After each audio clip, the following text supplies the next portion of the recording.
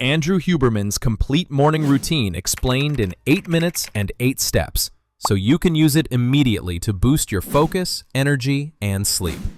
Step 1. Get outside and get natural light. Huberman says the most important morning step is getting light into your eyes, not from a phone, not from a lamp, from the sky. He says to step outside and let daylight hit your eyes. You do not stare directly at the sun.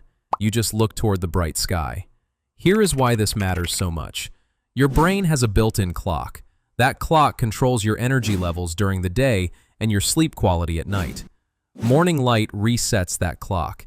It tells your brain it is daytime now. It boosts your alertness. And it turns off the sleepy hormone called melatonin. This simple act helps your body wake up faster and feel more alive.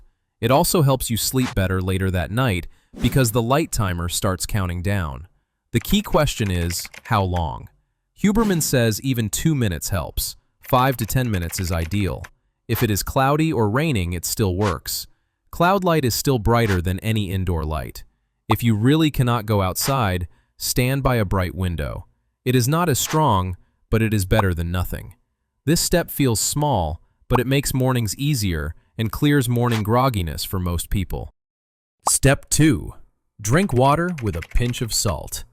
After getting light, Huberman hydrates, but not just with plain water. He adds a tiny amount of salt or a few drops of electrolytes.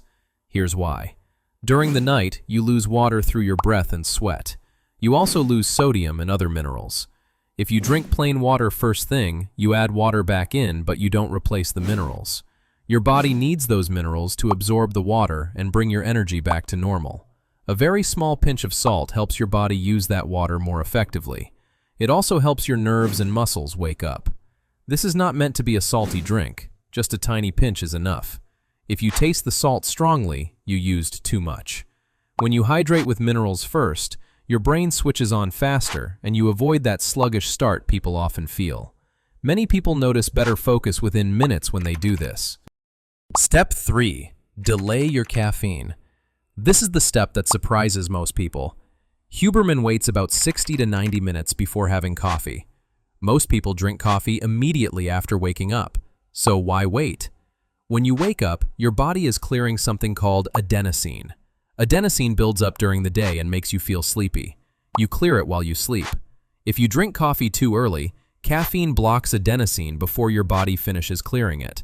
Your adenosine then builds back up, but in a messy way. This causes the afternoon crash. When you wait an hour, your body finishes clearing the adenosine naturally. Then the caffeine works the way it's supposed to. You get clean alertness and your energy stays steady for more hours. If you feel tired in the afternoon, this step alone can make a big difference. During the waiting hour, you can hydrate, stretch, move around, or get light. Then enjoy your coffee once your body is ready for it. Step 4. Move your body early. Huberman says you do not need a full workout in the morning. He says you only need a little movement. This can be a slow walk around your home, a few stretches, some simple mobility work, or bodyweight moves like squats or lunges. The goal is not to get sweaty. The goal is to wake up your nervous system and get your blood flowing. Moving early signals to your brain that the day has started. It increases your alertness and mood. It also reduces morning stress because movement helps lower stress hormones. You can think of this as warming up your mind and body for the day. If your main workout happens later in the day, that is totally fine. This morning movement is simply a starter to get things going. Step 5. Keep your phone quiet at first. Huberman recommends avoiding intense phone use right after waking up. When you grab your phone immediately and start scrolling, your brain gets hit with bright light, fast images, and stressful messages. Your stress system goes from 0 to high in seconds. Instead, Huberman suggests giving yourself a short buffer before checking everything. This helps your mind wake up in a calmer and more controlled way. You do not need to wait an hour. Even 5 to 10 quiet minutes helps. Use this time for water, light, breathing, or stretching. This makes your mornings feel calmer and more steady because you avoid rushing your brain with too much stimulation too early. Step 6. Eat only if you feel hungry. Huberman does not push everyone toward fasting or eating early. He says your morning eating plan should fit your body. Some people feel great when they eat breakfast. Some people feel smoother when they wait until later. Both are fine. The simple rule is to notice how food affects your energy. If breakfast makes you feel sleepy or slow, try waiting a bit. If waiting makes you shaky or unfocused, try a small meal. You do not need to follow a strict rule. Just pay attention to your energy and choose what makes you feel steady and clear. This part of the routine is flexible because your body knows what it likes. Step 7. Do one small mind exercise. Huberman says one small mental habit in the morning can change your whole day. He does not require long meditation sessions or complex practices. He suggests easy options like 10 slow breaths, a quiet moment, writing down 3 simple goals, a short gratitude note, a 1-minute break to calm your mind. These tiny actions help your brain shift into a focused and positive state. They also reduce stress and make it easier to start the day without feeling overwhelmed. This part is about control. It is about starting with a calm mind rather than letting the day push you around. Step 8. Set 1 or 2 simple goals. Huberman suggests taking a minute in the morning to set 1 or 2 simple goals for the day. This is not meant to be deep planning or a long journal session. It's just a quick way to give your brain direction so you avoid drifting through your day. Why does this help? When you choose a small goal, your brain creates a clear path for what comes next. This reduces stress, stops overwhelm, and makes you feel more in control.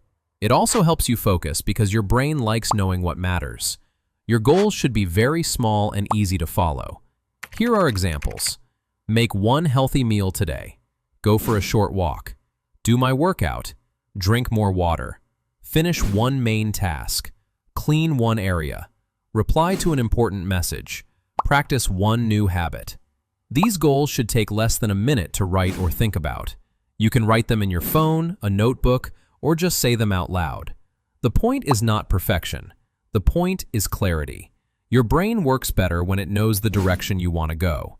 Starting your day with 1 or 2 simple goals makes everything feel smoother and more organized, even on busy days. This tiny step fits perfectly with the rest of Huberman's routine because it gives your mind calm structure before the day begins. You don't need to be perfect, and you don't need to do all 8 steps. You can pick the ones that feel easy and add more later.